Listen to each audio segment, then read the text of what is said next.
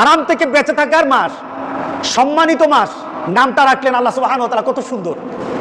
এরপর আল্লাহ সুবহানাহু ওয়া তাআলা মাসটা সম্পর্কে নিজের দিকে নিয়ে আসলেন। এই মাসটা সম্পর্কে রাসূল বললেন শাহরুল্লাহিল মুহাররম। এই মাসটার নাম দিলেন শাহরুল্লাহিল মুহাররম, অর্থাৎ এটা হলো আল্লাহর মাস, সম্মানিত 4 মাসের একটি মাস। এরপর এই মাসের মধ্যে আল্লাহ সুবহানাহু ওয়া তাআলা ঘোষণা দিয়েছিলেন যে এটার মধ্যে যুদ্ধ বিগ্রহ করা এই মাসের মধ্যে হারাম ছিল। ঝগড়াঝাটি, যুদ্ধ বিগ্রহ করা হারাম ছিল। এটা শুধু মুসলমানরাই মানতো না, এটা কাফেররা মানতো। রাসূলের আগের যে প্রাক ইসলামী যুগ, রাসূল পাক সাল্লাল্লাহু আলাইহি সাল্লাম আসার আগে যারা কাফের ছিল, কাফেররা পর্যন্ত এই মাসগুলির মধ্যে যুদ্ধ করতো না, মারামারি করতো না, সম্মান করতো এই মাসটাকে। এই হুকুমটা কিন্তু এখন কোন উলামায়ে কেরাম বলেন এই মাসে যুদ্ধ বিগ্রহ করা যাবে না।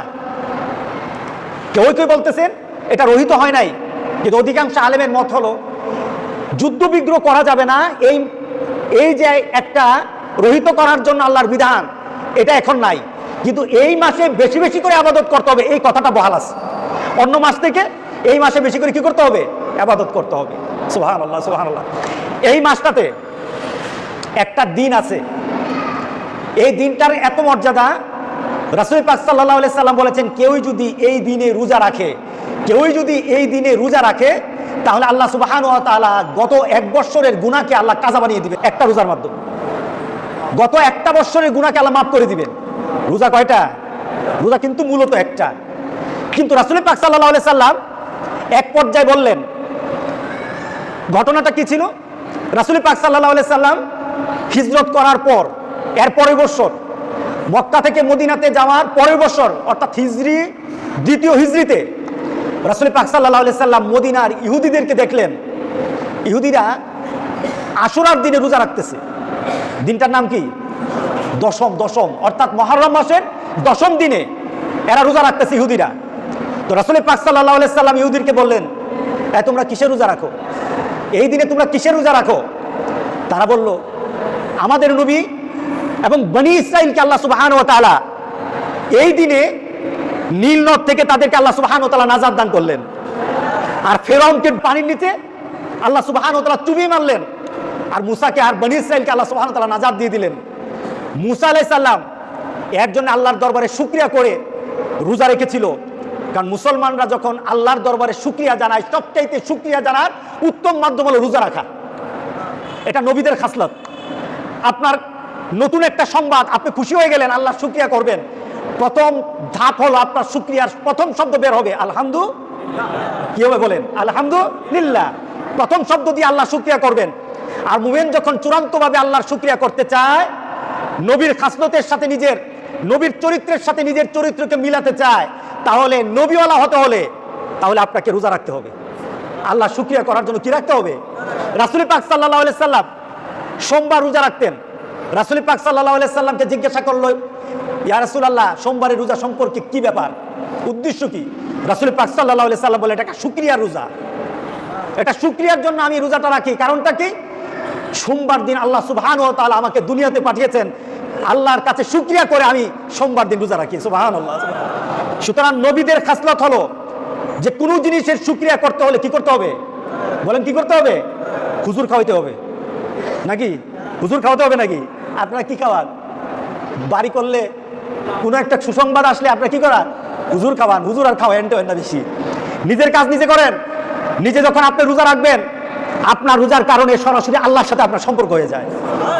আপনি রোজা রাখতে হবে, এটাই ইসলাম, এটাই হলো আপনার আমল, এটাই হলো সহি তরিকা, এটাই হলো আপনার জন্য আল্লাহর দরবারে শুকরিয়া করার শ্রেষ্ঠতম মাধ্যম। আল্লাহ যেন আমাদের সবাইকে করার তৌফিক দান করে দেয়। রাসূল পাক সাল্লাল্লাহু আলাইহি সাল্লাম রোজা রাখলেন, আশুরার দিন রোজা রাখলেন। আর সাহাবায়ে কেরামদেরকে বলতে লাগলেন, ও আমার সাহাবারা, ওরা রোজা রাখে, ফাইন্না আহাক্কু বিমূসা মিনকুম ফাসামাহু ওয়া আমারা বিসিয়ামিহি। রাসূল পাক সাল্লাল্লাহু আলাইহি সাল্লাম বললেন, তোমরা রোজা রাখো, মুসা নাজাত পেয়েছে, বিপদ থেকে বেঁচে গেছে। আচ্ছা বলেন তো, বিপদ থেকে বাঁচাটা এটা আনন্দের না দুঃখের? বলেন না আনন্দের না? এটা হলো আনন্দের। আনন্দের কারণে মুসা আলাইহিস সালাম রোজা রাখলো, তার সাথীরা রোজা রাখলো, ইহুদিরা রোজা রাখে, রাসূল রোজা রেখেছেন, সাহাবায়ে কেরামকে রোজা রাখার কথা বলেছেন। সুতরাং আশুরার দিন হলো আনন্দের দিন, আশুরার দিন কোনো দুঃখের কষ্টের দিন না। এটা হলো মুসলমানের কথা। কথা ঠিক আছে কিনা বলেন? বর্তমানে শুধু না, রাসূল পাক সাল্লাল্লাহু আলাইহি সাল্লাম এই কথা বললেন, এক পর্যায়ে বললেন আমি যদি বেঁচে থাকি আগামী বছর আমি একটা রোজা রাখবো না, ইহুদিরা একটা রাখে আমি রাখবো দুইটা, কারণ ইহুদিরা যেটা করবে তার বিপরীত আমরা করব। এক পর্যায়ে রাসূল পাক সাল্লাল্লাহু আলাইহি সাল্লাম দেখলেন যে ইহুদিরা কালো দাড়ি সাদা হয়ে গেলে কালো হিজাব দেয়, এটাকে কি বলে হিজাব, অর্থাৎ কালো রং দেয়, কালো রং দেয়। রাসূল পাক সাল্লাল্লাহু আলাইহি সাল্লাম দেখলেন ইহুদিরা সাদা দাড়িতে কালো রং দেওয়াটাকে পছন্দ করে। সাহাবায়ে কেরামকে বললেন সব রং দাও কিন্তু কালো রং দিও না, কারণ ইহুদিরা যেটা দেয় তার উল্টাটা করবা। সব রং দাও কিন্তু কালো রং দিবা না, কারণ ইহুদিরা কালো রং দেয়, এটা ইহুদিদের চিহ্ন, ইহুদিদের চিহ্ন। রাসূল পাক সাল্লাল্লাহু আলাইহি সাল্লাম তাদের বিপরীত করতে গিয়ে বললেন কি, তোমাদের জন্য আমি যদি আগামী বছর বেঁচে থাকি তাহলে আমি 2টা দিনের রোজার কথা তোমাদেরকে বলবো এবং আমিও রাখবো। সেটা হলো আশুরা হলো 10 তারিখে, 9 তারিখ 10 তারিখ, অথবা 10 তারিখ 11 তারিখ, যে কোনো দিনের 2টো দিন। 9 তারিখ রাখলে 10 তারিখ রাখবেন, যদি 10 তারিখ রাখেন তাহলে কোন দিন রাখবেন? 11 তারিখ রাখবেন। রাসূল পাক সাল্লাল্লাহু আলাইহি সাল্লাম বললেন যে কোনো আমার উম্মত যদি এই 2টা রোজা রাখে তার জন্য আল্লাহ সুবহানাহু ওয়া তাআলা গত 1 বছরের গুনাহকে আল্লাহ মাফ করে দিবেন। রাখা দরকার আছে কিনা বলেন? হ্যাঁ, রাখা দরকার আছে। আমরা রোজাতে বিশ্বাসী না, আমরা বর্তমানে বিশ্বাস কি সুখের দিবস।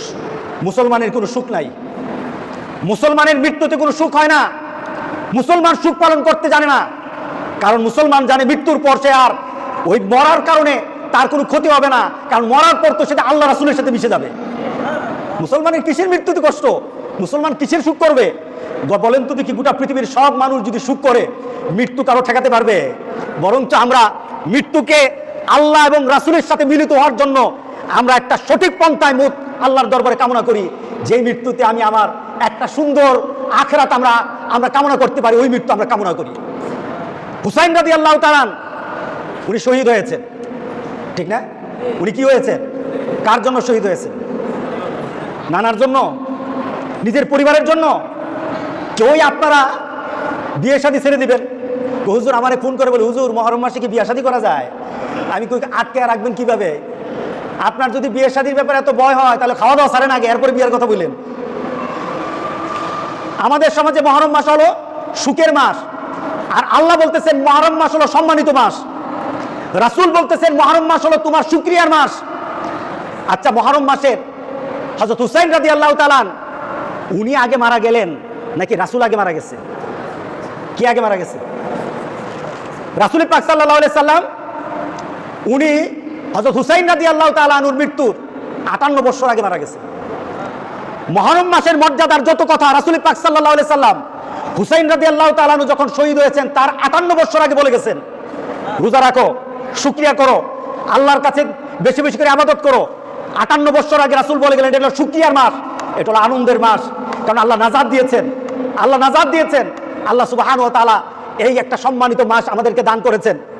সুতরাং রাসূল 58 বছর আগে বলে গেল, পৃথিবীর অনেক মুসলমান বলে না, 58 বছর পরে হুসাইন রাদিয়াল্লাহু তাআলা আনহু শহীদ হলেন, ওনারা আনন্দটাকে শুকরিয়াকে দুঃখের কারণ বানিয়ে নিয়েছে। বলেন তো দেখি, দুঃখের কারণ যদি বানাতে হয় রাসূলের দলিল লাগবে কিনা? যদি দুঃখের বানাতে হয় রাসূলের দলিল লাগবে। রাসূল তো বলে যায় নাই যে আমার এই হবে সেই হবে তার জন্য তোমরা দুঃখ করবো, এই আশুরার দিনে দুঃখ করবে, এই কথা তো বলে যায় নাই। বরঞ্চ আমরা বানিয়ে নিয়েছি, কিছু মিথ্যার আশ্রয় নিয়েছি, কিছু মিথ্যার আশ্রয় নিয়ে এই মাসে কেউ কোন হুজুর, এক হুজুরের আলোচনা শুনতেছিলাম, উনি বলতেছেন যে এই মাসে কেউ যদি চোখে সুরমা দেয়, আশুরার দিনে কেউ যদি চোখে সুরমা দেয় চোখের রোগ আর হবে না, এই বছর আর ডাক্তার লাগবে না, ডাক্তারে করে উপাস, ডাক্তারের কাছে আর যাওয়া লাগবে না। আচ্ছা বলেন তো দেখি, চোখের সুরমা এই মাসে দিলে যদি রোগ ভালো হয়ে যায়, এটার জন্য তো রাসূলের দলিল লাগবে। কার দলিল লাগবে? রাসূলের দলিল লাগবে। আবার কোন হুজুর বলে যে এই মাসে যদি আশুরার দিনে যদি ভালো ভালো কেউ খান তাহলে সারা বছর আল্লাহ শুধু আপনার ভালো খাওয়াইব। উল্টা পাল্টা কথা আছে কিনা? আবার আপনাদের মধ্যে কথা কি, এই সাথে বিয়ে শাদী হয় না, এই মাসে ঘর বাড়ি উঠানো ঠিক না, এই মাসের মধ্যে কোনো ভালো কাজ করা ঠিক না। আপনারা এই মাসটাকে এমন কষ্টের মাস বানিয়ে নিয়েছেন যে নিজের জীবনের প্রয়োজনীয় কাজগুলি আপনি উধাও করে দিলেন, আর আল্লাহ বলতেছেন এই মাসের মধ্যে বেশি বেশি করে ইবাদত করো। জোরে বলেন আলহামদুলিল্লাহ। কার কথা মানবেন? জোরে বলেন কার কথা মানবেন? আল্লাহ সুবহানাহু ওয়া তাআলা শুধু একটাই কথা বলেছেন, এই মাসে একটা কাজ করা যাবে না, সেটা হলো ফালা তাজলিমু ফীহিন্না আনফুসাকুম, গুনার কাজ করা যাবে না, গুনার কাজ করা যাবে না। এই মাসে গুনার কাজ থেকে দূরে থাকতে হবে। যে যে গুনার কাজ মত্ত আছেন, যে যে গুনার কাজ করেন, আপনি জানেন কি গুনার কাজ করেন, আজকে এখান থেকে বের হয়ে এখানে বসে এক কোণ নিয়ত করেন, আমার জীবনের এই গুনাহটা আজকে আমি ছেড়ে দেব, আমার জীবনের এই গুনাহটা আমি আস্তে আস্তে ছেড়ে দেব, আমার জীবনের এই গুনাহটা আমি এই বছরের মধ্যে ছেড়ে দেব। আপনি এখান থেকে তওবার নিয়তে আপনি মনে মনে দৃঢ়তা আনেন, আল্লাহর কসম আপনি বলতে দেরি হবে, আপনার গুনাহ মাফ করতে আল্লাহ দেরি করবে না। আপনি করে দেখেন না, প্রচেষ্টা করে দেখেন। ক্ষমার মালিককে, ক্ষমতা দিবে কে? আল্লাহ সুবহানাহু ওয়া তাআলা দিবেন। সুতরাং এই মহররম মাসকে আমরা এইভাবে পালন করতে চাই যেভাবে মুহাম্মদ রাসূলুল্লাহ সাল্লাল্লাহু আলাইহি সাল্লাম পালন করেছেন। রাজি আছেন তো সবাই? কি করব বলেন, বলেন কি করবেন? হ্যাঁ, কি করবেন বলেন? প্রথম কথা হলো এই মাসে দুটো রোজা রাখবো। কয়টা রোজা রাখবো বলেন? কয়টা রোজা রাখবো? হুজুর রমজান মাসে রোজা রাখি না, আর আপনি এসেছেন এটা রোজা রাখতে? হ্যাঁ, রমজান মাসের রোজাই ভালো করে রাখি না। আমার কাছে একটা ডাটা আছে, আমার কাছে একজন এসে বলতেছে, হুজুর আমরা বাজারে থাকি, আপনি তো টের পান না, আপনি তো মসজিদের মাদ্রাসায় থাকেন, টের পান না হুজুর। বর্তমানে হুজুর শতকরা 70 থেকে 75 জন মানুষ রোজা রাখে না, বিভিন্ন কারণে রোজা ছেড়ে দেয়। কেউ কাজের কারণে ছেড়ে, কেউ কর্মের কারণে ছাড়ে, কেউ রৌদ্রের কারণে ছাড়ে, কেউ বা পড়াশোনার কারণে ছাড়ে, কেউ বা বাড়ির ঘরের মধ্যে কাজ করতে হয় কাজের কারণে ছেড়ে দেয়। আবার কেউ মনে করে রোজা রাখার এত কষ্ট দরকার নাই, রোজা রাখার ব্যাপারে উদাসীন। আর রাসূল পাক সাল্লাল্লাহু আলাইহি সাল্লাম প্রত্যেকটি সপ্তাহে সপ্তাহে রোজা রাখতেন, যেন আল্লাহর কাছে রাসূল পাক সাল্লাল্লাহু আলাইহি সাল্লাম এভাবে উঠেন। রাসূলের নামাজ দেখে সাহাবায়ে কেরাম জিজ্ঞাসা করলেন, মা আয়েশা বললেন, আপনি কেন এত ইবাদত করেন? আফালা আকুন আবদান শাকুরা। ও আয়েশা, আমি আল্লাহর দরবারে যখন উঠবো, আমি একজন শুকরিয়া গুজার বান্দা হয়ে আল্লাহর দরবারে উঠতে চাই। রাতের বেলা দাঁড়িয়ে দাঁড়িয়ে রাসূল নামাজ পড়তেন, পা গুলি ফুলে যেত। রাসূল পাক সাল্লাল্লাহু আলাইহি সাল্লাম যখন রোজা আরম্ভ করতেন, রাসূল পাক সাল্লাল্লাহু আলাইহি সাল্লাম একদিন নয়, 2 দিন নয়, এমন সময় লম্বা সময় না খেয়ে থাকতেন। সুবহানাল্লাহ। আল্লাহর কাছে এমন ভাবে নিজেকে উপস্থাপন করে। আমরা কি এই 2টা দিন রোজা রাখতে পারবো না? রাসূল পাক সাল্লাল্লাহু আলাইহি সাল্লাম আফজালুস সিয়ামে বাদা রমাদান শাহরুল্লাহিল মুহাররম। আল্লাহর কাছে রাসূল পাক সাল্লাল্লাহু আলাইহি সাল্লাম বলেন, আল্লাহর কাছে সবচেয়ে প্রিয় রমজান মাসের রোজার পরে সবচেয়ে প্রিয় হলো, রমজান মাসের রোজার পরে সবচেয়ে প্রিয় হলো আশুরার এই 2টা রোজা।